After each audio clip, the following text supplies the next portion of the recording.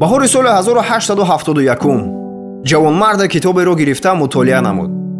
24 калимаи ин китоб тавонист ҳаёти ояндаи ӯро пурра тағйир диҳад.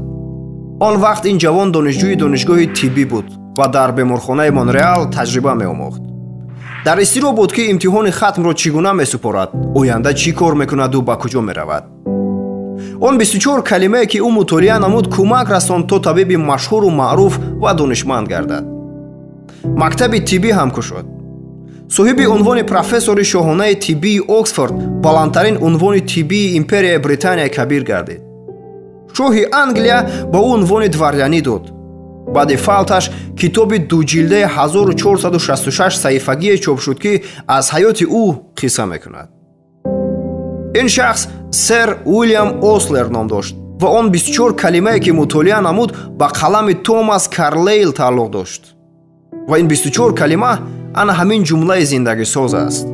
вазифаи асосии мо он аст, ки ба умеди ояндаи тираву дур нашуда худи ҳозир то он ҷое ки ба мо аён аст нигариста амал кунем.